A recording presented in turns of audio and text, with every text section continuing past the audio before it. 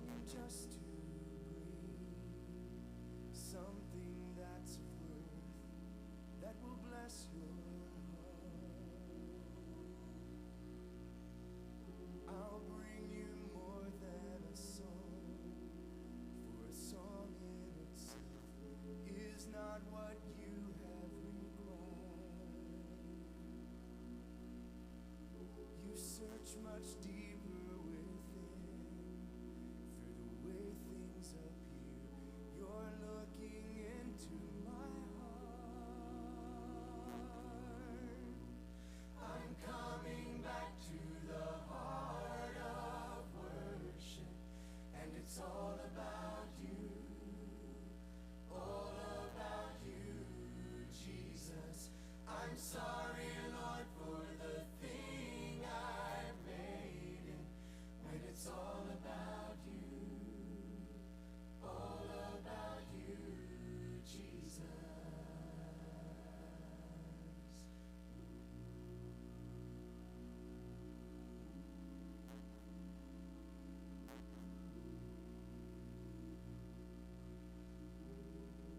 Give than this word, no one could express how much you deserve. Though I'm weak and worn, all I have is yours, every single breath. I'll bring you more than a song, for a song in itself is not what you have required. You search much deeper within, through the way things appear. You're looking into my heart. I'm coming back to the heart of worship, and it's all about you, all about you, Jesus. I'm sorry, Lord, for the thing I've made it, when it's all about you, all about you, Jesus. I'm coming back to the heart of worship, and it's all about you, all about you, Jesus. I'm sorry, Lord, for the thing I've made it, when it's all about you, all about you, Jesus.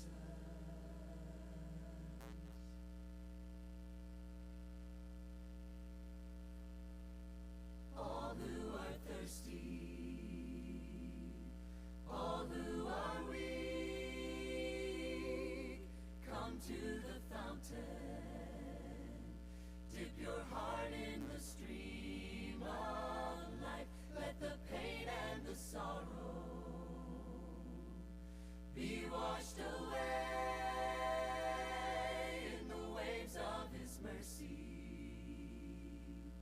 as deep cries out to deep. Come, Lord Jesus, come, Lord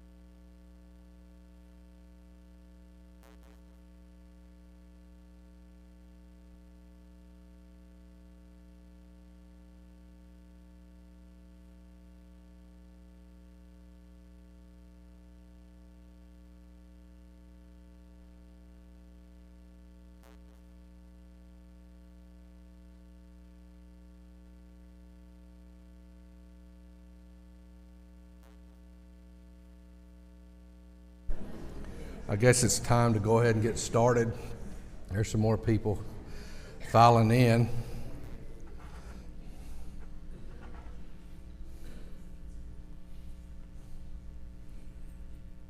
As you can tell, we're going to be talking about Phillip tonight. We're sort of winding down the apostles and studying from the apostles. We hope y'all have learned some things about it or got a different perspective.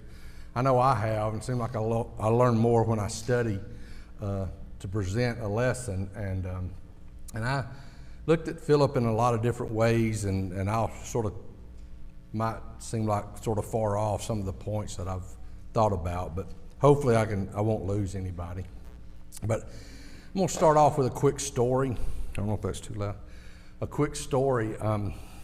Years ago, when Katrina hit, this church put together some supplies, and we took them down to the Gulf, Mississippi, in Biloxi. And my father-in-law is in Meridian, and he had some contacts in Biloxi, and I think Miss Betty and Wayne, I don't know if Miss Betty's in here, but Wayne, they drove down, and I think Miss Betty stayed in Meridian, and my father-in-law, myself, and Wayne went and delivered this to Biloxi. And as you can imagine, you remember the pictures, it was very destructive and tore up, and the church down there had some damage, but they were really a staging area for a lot of supplies coming in, and they were working very hard trying to get rid of or help people and get rid of these supplies. And what they were doing is almost like a drive-in. The people just, sort of like how we do our drop off our food for Super Sunday, was just in reverse. They pull up, we load them up with supplies, and they drive off. Well, I mean, we were giving them tarps, gasoline, food, diaper, whatever they need. And I think FEMA was already involved, and they were coming out of Jackson, and they were getting sort of full with their what they could hold.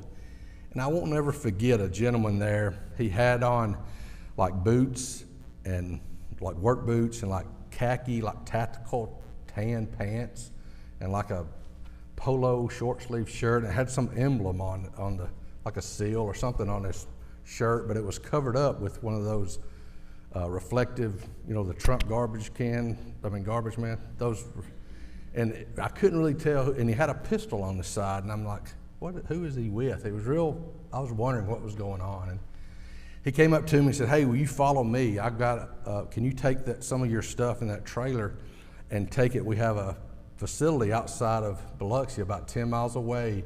It's a satellite area. It's a volunteer fire department, and we've got a 18-wheeler here full of ice, a refrigerated truck, and a lot more supplies. Will you follow me and get me to this place?" And I said, "Yeah, sure." And he looked sort of legit, and he had a van, though. That was sort of red flag me. And he had a siren, and I'm sort of aging myself here, but like Kojak, and y'all remember Kojak, where he put this little siren on top of the roof, a little magnetic thing. Well, this guy put it on the dashboard, and I'm like, that's strange. And he takes off, and here comes this posse following him. And we didn't stop for anything. That we were like parting the sea. I mean, state troopers were stopping traffic and police, and we were just, we didn't stop. And got there, unloaded, came, same song, second verse coming back. And, I don't know I didn't know who the guy was, but I thought he was somebody. By the way, he just sort of led people around. And I ended up on the roof of the church fixing a tarp. I know this is a long story, but because they had some damage, and I turn around and I look, and there's Kojak. I called him. He's standing right beside me up there too, and I just had to ask him. I said, "Where are you from?" And he said, "Well, I'm from Nashville." I said, "Okay." I said, "Who are you affiliated with?" And I'm thinking, and he started laughing. He said, "What do you mean?" I said, "Well, the little seal I can't see on your shirt, and the gun, the siren." And he started laughing, and he said, he pulled his vest back, and it said band director for a junior high. And I said, "What about the siren?" He said, "I picked that up at a truck stop on the way down here." He said, "You won't believe what that got me." And I said, "Well, note taken." But he told me to follow him, and I followed him. I mean, and that sort of reminded me of Phillip tonight. When we talked about Phillip, he was the only apostle that, the first apostle that Jesus reached out or sought out after. And we see this, this is the clicker. we see this in John 1:43. And it says the following day Jesus would go forth into Galilee. And he was already in the wilderness. And he was looking for Philip. And he said, follow me, basically. And I've talked about this story a lot when I talked about Andrew. And I'll still intermingle these two stories some, especially about the topics that we're talking about. But he chose Philip. And he said, Philip, follow me. And so it says the following day, so we'll back up a day. If you look in John 1, I just want to bring out a couple little comments that I thought that were interesting to me. I want to sort of jump all over the place. We know we're in the wilderness. In verse 36, Andrew and John are there, and they're following John the Baptist. And John the Baptist has been telling them about the coming of the Messiah. And you look at the end of verse 36, it says, behold the Lamb of God. So basically Jesus just walks by and they said, hey, John the Baptist said, behold the Lamb of God. And they immediately started following Jesus. And it's interesting, he got their attention and he asked them, what do you want, basically, in verse 38. And they said, where are you staying? And what did he say? I would circle that, come and see, if you want to. I know I did, and you'll see why in a second. But he said, come and see. So he started talking to these apostles. And Andrew went and got his brother, a family member, and he said, come and you got to see Jesus. You got to see Jesus. We found Jesus. And there again, the same thing happened to Philip. When Philip saw Jesus, he thought that he had found Jesus. But actually, we know that Jesus chose them, and he sought after them.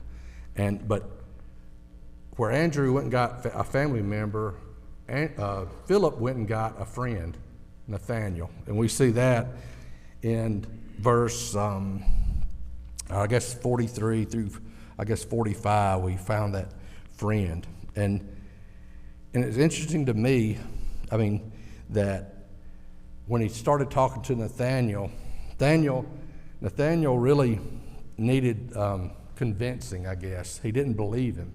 And it sort of reminds me of, Philip told Nathaniel, said, come and see. Come and see, I'll prove to you it's Jesus. And I think about the come and see part, and it's the same the same saying, I guess, that Jesus told the other apostles when they asked him where he's staying. He said, come and see. And it's the same thing that Philip told Nathaniel. He didn't try to do a big sales pitch and try to convince him that, hey, here's who we've been talking about, and trying to make a big sales pitch. He said, just let Jesus prove who he is, right? Just come and see him. He'll convince you of whatever you think that you're speculating over this man. So he said, come and see. And Nathaniel needed convincing. It sort of reminds me of how we would, because Nathaniel said, basically he questioned the town he was from, right? What town was he from? Nazareth, right? And he said, what good can come from Nazareth? And that'd be like us saying, it's sort of like a city rivalry, like, that person's from Coleman. What's good from Coleman or Lawrence County? That's a big thing, right? What good comes from Priceville, or whatever. Or they say, what good comes from Hartselle? Well, that's the same thing Nathaniel's thinking. What good comes from Nazareth? That can't be Jesus. And Philip said, come and see. And basically he took him, and it was a conversation for the rest of the chapter in verse 47 down, just convincing Nathaniel of who he was. And that's what he did. And I think that's interesting to me that, I'm going to put this computer up, that he went to his friend. And I think that's an important lesson for us. Just like Andrew went to Peter, that we can try to convert our family and friends. That ought to be the first people we ought to, because they sort of ought to know our hearts and minds, and that, even though that might be hard, because some family members and some friends are tough, but I think we never should overlook the opportunity that's right in front of us sometimes, right? And I think that's what Philip is doing here. He went to his friend, Nathaniel, which is sometimes called Bartholomew, right? So, but like I said, he just said, come and see. He didn't try a big marketing ploy. He didn't try to have a big sales pitch. It was just a plain and simple come and see. And Jesus himself was powerful enough to sell himself, I guess, right? I think that's important. I think the come and see part reminds me of the bracelet. What would Jesus do? I think it would be interesting if you had a come and see bracelet. I mean, Jesus is powerful enough that, and his word is enough that if you just come and see, you ought to see what he can do in our lives, in people's lives. And he's not really concerned. He's just straightforward with his come and see comment, I think. Because really God's not concerned about the entertainment or the sales pitch, how we build him up, really. I mean, he's not concerned about the entertainment. He's more concerned about maybe the eternity. You know, he don't care about the whistles and balloons, I don't think. And a lot of times we get focused on whistles and balloons and we forget about really the mission. So Philip found a friend. And here's the other one that Jesus tested Philip. And we've talked about this, I know when we went over Andrew, but I'm going to bring it around through a different angle in John 6, if you want to flip over there. And we know the story, and this is where all the apostles and Jesus went up into the mountain, and I think they were resting, or he was basically maybe teaching them. He's been teaching to the multitude, all the disciples following him, and he knew what was coming, and he wanted to spend some more quality time, I think, and teach the apostles directly. But he went up into the mountain maybe to get away or to rest and maybe have some one-on-one. That's what I'm speculating. I don't know. And it says in verse 5, Jesus lifted up his eyes. So I think he was resting maybe, and he saw the multitude coming. And I thought about this afternoon when I was thinking about that. I could just see or think sometimes, I don't know how many elders or Justin's in here, the preacher, but or it could be a teacher or a parent or whatever, but you're exhausted, you're tired, you've been working and you're resting and you look up or you're at church and you're just sort of had one of them days and you look up and you say, oh no, here they come. There comes brother so-and-so, or there comes sister so-and-so, and you think, and I think it's a lesson for us what Jesus did. He just went ahead and started evangelizing these people and preaching and teaching to them and just sort of pressing on. Instead of, they could have easily said, hey guys, hide down under the rocks, or let's go over the mountain and hide from the multitude that's coming. Because they just wanted more and more of Jesus, and it was an example, I think, for us just to, don't ever forget the opportunity we have to teach somebody, especially if they're willing like these people were. But that's what they are where we are in verse 5, is that Jesus sees them coming, and he first thing he does, he tests Philip in that he asks him a question. He already knew what he would do in verse 6. And he asked him, where can we buy bread, basically? And like I said, we've already talked about some of this, but he questions Philip. And I can imagine Philip. Let me just read a little bit about the character of Philip in this book that Harry gave me. I think it's a great book. Some of y'all might have it, but talk to me or Harry afterwards. But this is just a little quote about the kind of personality, because he wasn't the perfect man at all. He was sort of negative, and he tried to. Somebody would have a great idea, and he would knock their knees out from under them just by saying, thinking logically, like that's not going to happen, But here's the guy. It's what the book says. He was a process person. He was a fact and figures kind of guy, by the book, practical-minded, non-forward thinking type of individual. He was the kind who trends to be the corporate killjoy, pessimistic, narrowly focused, sometimes missing the big picture. And here I can relate to this. Often obsessed with identifying reasons things can't be done rather than finding ways to do them. So Philip was sort of that, Mr. Negative. And here's Jesus maybe knowing that, and he asked him, where are you going to find this bread at? And do we have enough money? And basically I just can imagine Philip, before Jesus really got all of that sentence out, it would be like how I think. Or, for instance, if Andrea was telling me, hey, there's a light in the kitchen that's blinking, and she wants to say 7 more sentences, my process of thinking is I'm solving the problem. She said lights blinking in the kitchen, and she's still talking, and I'm thinking, okay, it's the breaker. I need to change the light bulb, what. And 9 sentences later, she says, you think we can do that? And I'm going, yeah, I'm way ahead of you. I think that's what Philip is thinking when Jesus said, hey, do we have enough bread here? Where are we going to feed these people? And he's testing him. And he's already doing the math and thinking, there's no way we can do this. There's, there's 5,000 men. If they're married, 10,000 with kids. You're talking possibly 10,000 people. I don't see any food trucks out here. how are we going to feed these people? Why are you asking me this, Jesus? And then I think you possibly have the other 11 apostles in his ear. Like, that ain't going to happen. He wants you to feed these people. We didn't have enough money to give everybody a bite, and he wants us to feed these people. And I just hear the negative, right? And you can see James's attitude just going in the tank. Like, he wants me to feed these people. I don't have enough money. Why is he testing me?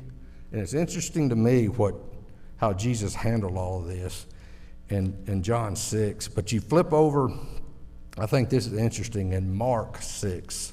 Same story in Mark 6. And look at 38, verse 38. What did he tell them to do? He basically said in 38, how many loaves do you have, basically? And Philip's like, I don't know. He said, well, go see.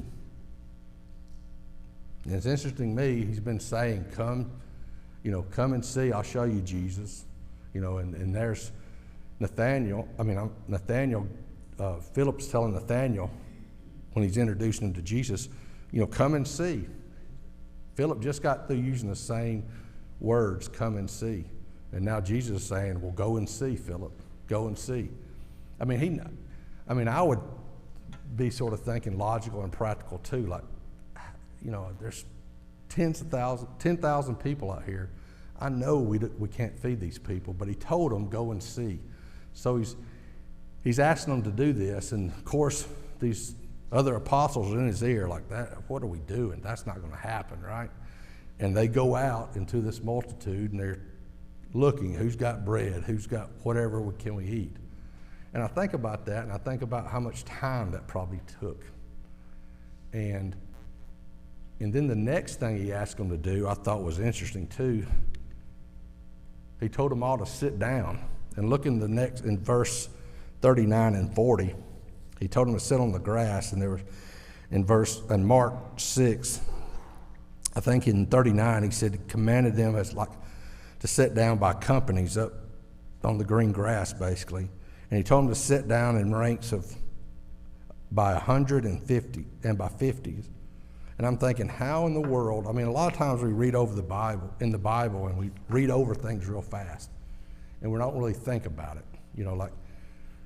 Jesus died on the cross for remission of our sins, but we don't think about how he actually died and that a nail was driven in his hand through the flesh, the bone, and somebody had a hammer. What would they think? That we just read over it and don't think about it. Just like this, in the verses, he told him to go and see. How long did that take? All the apostles out here trying to gather up, and when they found out, the only thing they found was Andrew found a little boy, right? He had a couple of fish, and he says, okay, and some bread. Now go make them sit down. Instead of just making them sit down, set them down in these groups. And I think, how in the world did he get 10,000 people to sit down in these groups? And why? I mean, he was testing him, right? And I don't know how long that took, but I guess they did it, right? And I think about that, and then we know what happened. And he fed everybody, and everybody was full. And it sort of makes me think of two things: faith without works and don't waste the blessings. Y'all heard about don't waste the blessings in my Andrew speech, but I'll bring it up again. But faith without works, and what I mean by that is what it reminded me of is when he wanted to teach Phillip a lesson, and the apostles. He just chose Phillip to be the guinea pig, I guess, for this lesson. But he sometimes I think he's telling us you got to work for the blessings, or you got to work for the lesson that I'm giving you. He could have easily gave them all the food they wanted, right? And the apostles, he could have just worked his miracle there. But he says, you doubted me. Like, how are you going to do that? We don't have enough bread. We don't have enough money. We don't have enough food. And you were thinking earthly. I mean, it's logically, and I mean, it makes sense. You see all these people, we don't have any food. That's how we think a lot of time is physically, right, and logically. But he wanted them to speak or think spiritually. And he made them work for it. He made them go see if there's any food out there, knowing well that their attitude just kept getting worse, right? And then he said, all right, you found a couple fish and some bread. Now go make everybody sit down. They go, and you're kidding. I mean, they kept in their attitude and then what happened? I mean, he made them work for the lesson, but then he fed everybody. Everybody, a free buffet, probably one of the first buffets you think about it. And after it was over with, after they ate, basically, he had them all pick up the fragments, right? The scraps. How many baskets did they find? Do we remember? 12, right? Interesting. Like I said the last time I spoke, all those apostles that were in Philip's ear, like, it can't be done, Philip. What are we doing, Philip? Now they're all holding a basket full of, basically, I told you so, the leftovers. Like, don't doubt me again. And that's the lesson. And basically he probably did that and made them work for the blessing where they'll never forget that they need to think spiritually a lot of times. And I think that's a lesson for us sometimes. And I think about faith without works, how it can apply to me, and don't waste the blessings. I had thought about two things. I probably won't finish this lesson, but I thought about two things on faith without works. It reminds me of if I come to church and I pull one of these chairs out and I just sit down, right? And I just sit down and said, I'm here, Lord. I'm here, so I get to check the box. I'm going to heaven. I got problems with my children. Fix it, Lord. And I just sit there. And I'm having trouble financially, but I'm sitting in the chair. Fix it, Lord. That's all we do. And then we say, I'm having trouble with relationships. Fix it, Lord. I'm here. I mean, I've come Sunday night, Wednesday night. I'm here, Lord, but our mind's somewhere else. And we don't ever grow, and we don't take the meat of His Word and apply it to our lives, right? I mean, we're just here physically, basically what I'm trying to say. I mean, when the preacher turns out the lights, we take advantage of it. I mean, that was a good lesson. But, we're just here physically instead of really trying to learn spiritually. And just because we're in the chair, we know in James it talks about faith without works, right? James 2:26. And I think sometimes we have to work for the lessons or the blessings that God gives us, just like He made these apostles work for the lesson by going and seeing if there's any bread and then making all these people sit down. He was testing them, but I don't think they ever forgot the lesson. And that's what I think about faith without works. And then the don't waste the blessings, how I can apply that to my life. And that's what I want to ask y'all. I thought about that, and the only example maybe I could find that relates to me, and I'm sort of confessing here, because I think we should be real when we get together, and we need to know each other how we really are. I can be honest and say that sometimes somebody responds to the invitation. This is what I thought of about don't waste the blessing.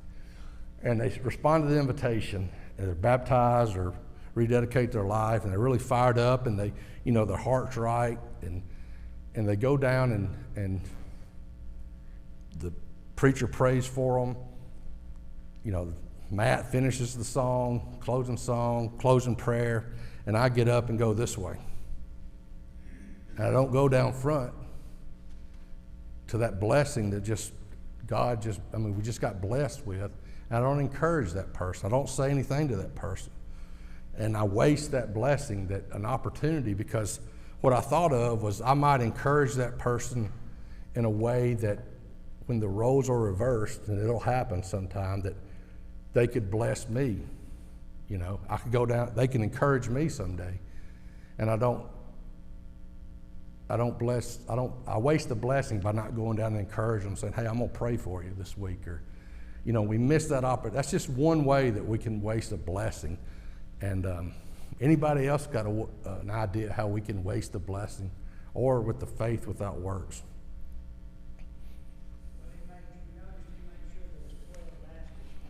Yeah. They got to hold reality, didn't they? Yeah, that's why I like the story, because we're all in the same boat together, and everybody pick it up. Anybody else about don't waste a blessing or the faith without works? Making them work for that lesson, maybe, even though reality tells them that this is too large of a crowd. How in the world am I going to find food to feed this number? But he asked them to go and see. And then he told them to sit down. Yes, ma'am. My husband used to say that so many times when someone is baptized, the last thing we give them is a towel. Yeah, that's a good idea. Yeah, that's true sometimes, right? We're worried about going to Cracker Barrel, right? We're going to get real about it. We're happy, but we look, there's 40 people down there. I'm good to go. I'm headed to eat, right? Something to think about. But you're right. That shouldn't be the case, that the last thing we give them is a towel. I like that. Anybody else? I'm just sitting here thinking, if I had been an apostle, my mindset would have probably been, Jesus says we're going to feed these people. I tell you what, I didn't sign on to be a waiter. Yeah. Yeah. That would have been probably my attitude, and that's wasting an opportunities. Yeah, it's almost a degree of humbleness to, that here we are, I'm running with the Messiah, and you want me to pass out food, and, I always say this about Ben Calloway. He was an elder and he was a janitor of this church. And I think about that a lot when, we're not too good to do anything, especially for the Lord. And same concept, right?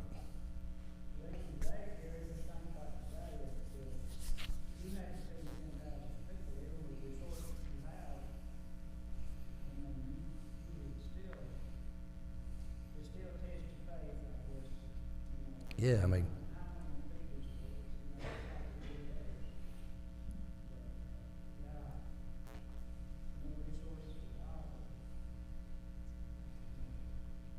it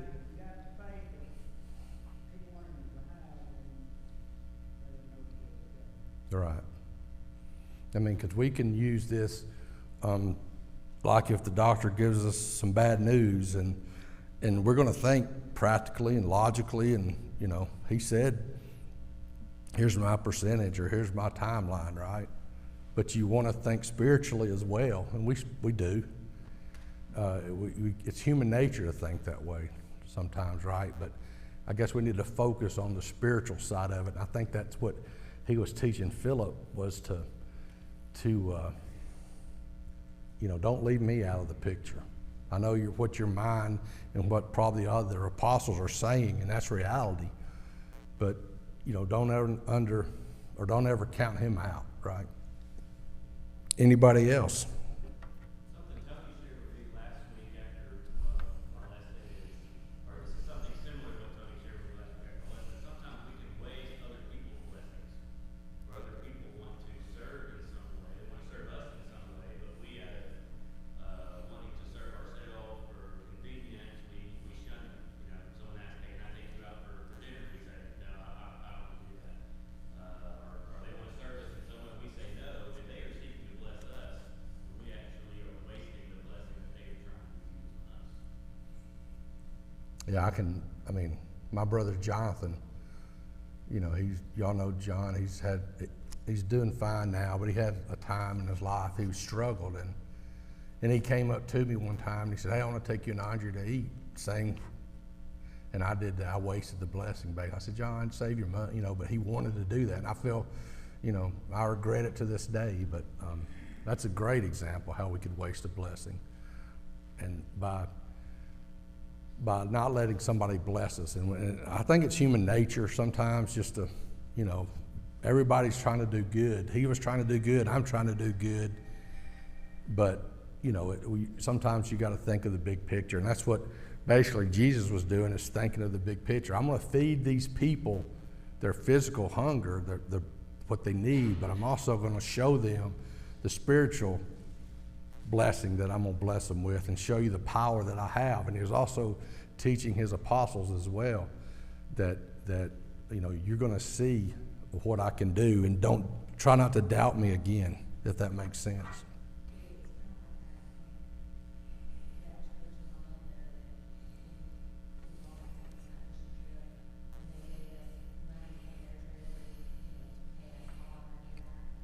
Yeah, that was a good example.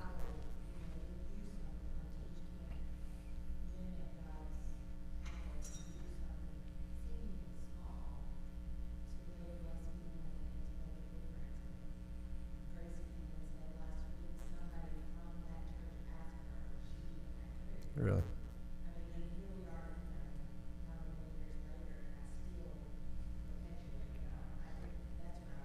Yeah, that's a good example. If y'all don't know that this youth group, when our daughter was in the youth group years ago, went down to Orlando to the poverty-stricken area, trying to do some teaching to the kids, and went into this area. We've been doing it for the whole week, and one of the end of the week, we were actually in some Orlando Church of Christ.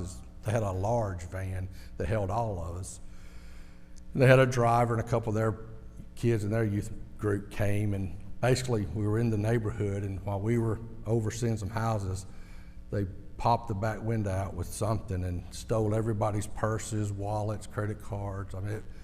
Everything. They just stole everything, and they went back behind a house. We found out later, and sorted everything out. Stole all the cash. They didn't get the credit cards because they knew they could be tracked. But traumatizing to the youth group and to the adults, and it was pretty crazy. And we tried to, we're going to make it. We're going to do fine. In the church there, I remember to this day, the elders went into a little meeting. They came out and said, how much did you lose? How much did you lose? How much did you lose? And they came back the next day and gave, here's your cash, here's your cash, here's your cash, here's your cash. Amazing to me. And that's a good example. They were blessing us because we were trying to bless their church and their area. It's just amazing how God works like that. That's a good example. So go and see. He made them work for the blessings, and making those people sit down. It'd be like going to maybe a Hartselle ball game and telling everybody, okay, I need 12 guys. Go let this whole place sit down in groups of 100. Ready, go.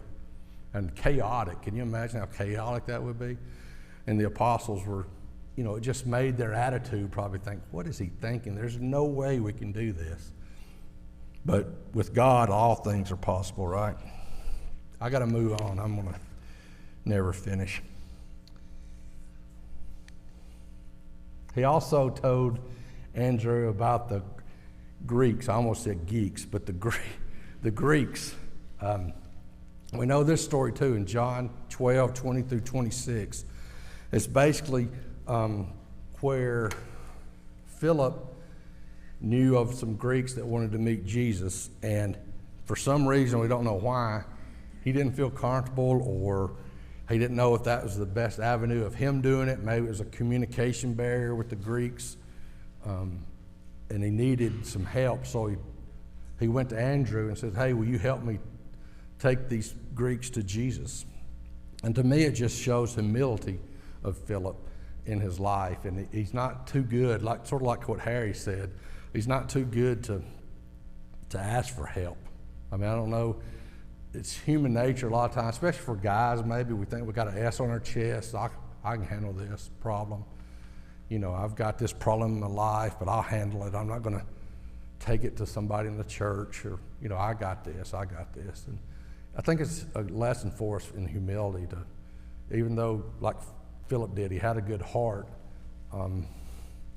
We need to have humility in our life, and in these verses, it shows us how he did that by going to Andrew. And Andrew and Peter, James, and John, and Philip, I think they were all in that same area.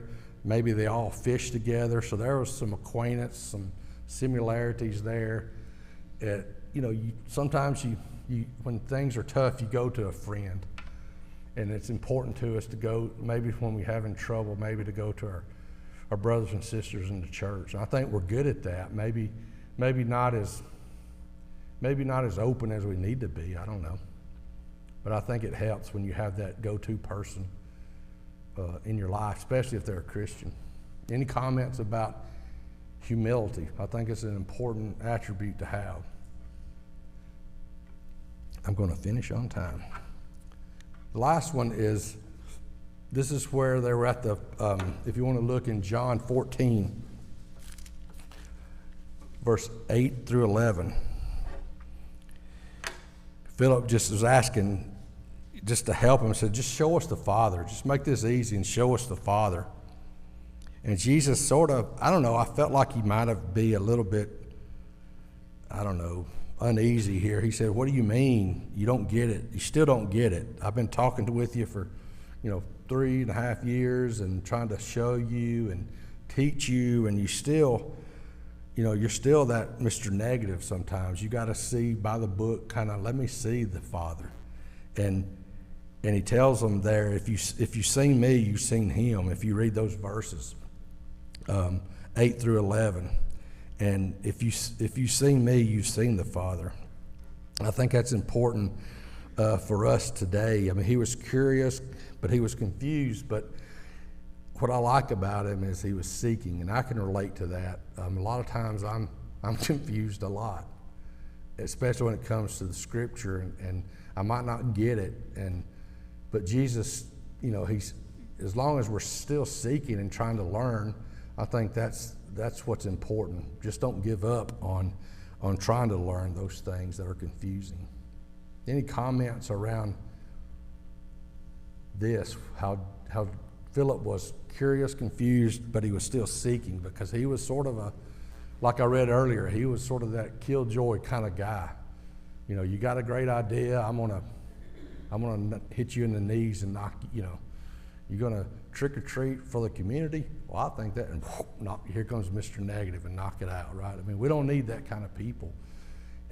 But Jesus wanted to use that kind of people, because maybe in his weak heartedness he could find strength and help the person. Because Philip, we know that he went on to do great things, and the Holy Spirit and Jesus, they taught him, and he was a pillar for the beginning of the church. I mean, even though I think in later years he was stoned, martyred by being stoned. What else do you see, or if you see anything about requesting to see Jesus, even though after he's, here's a list of the things that Philip and all the other 12 apostles got to see real quick. I know I got to be quiet, but they were appointed by Jesus. They traveled with Jesus. They received insight from Jesus' teaching. They were sent out to preach by Jesus. They baptized people. They performed miracles. They were challenged by Jesus' teaching. They heard the prediction of Christ's death, but they still fled Christ when he was arrested. They got to witness the resurrection and witness the ascension. I mean, he was an ordinary guy, but he got to see all that. And I mean, that's amazing. And he went on to do extraordinary things for Jesus. And I think that's the biggest lesson for me is if God can use these ordinary men, these 12 that are ordinary, what he can do in my life and y'all's life to help us try to get to heaven. Ultimately, that's what we're trying to do. Anybody got any comments or questions? I think that's all I got. Yep. Anybody? Well, I think what you talk about in that book, it tells the whole story for us. These were 12 ordinary men. And as we look at ourselves, we're ordinary people. And Jesus can use us just like he used ordinary men as apostles. You don't have to be anything exceptional. Right. Thank God we don't have to. Yeah. Yeah. I think that, I mean, but it's unique to me how Jesus could multitask. I mean, he would be teaching to the disciples, but he's really teaching to the apostles in a different kind of level maybe, and how he multitasked, and he knew before they did the miracle of feeding the 5,000 what was going to happen, and how he worked that, and how he lived his life and the way he taught. It's just, I would be confused too seeing that kind of stuff if I was a apostle in that day. Anybody else got anything? I know I gotta be quiet. All right, I think I got one more lesson, Matthew, in 3 weeks or something, and I think I'll be wrapping it up. I think that's right. I think I got one more, but hope y'all enjoyed the lesson. I appreciate your comment. Thanks. The kids will be here and the teachers in just a second.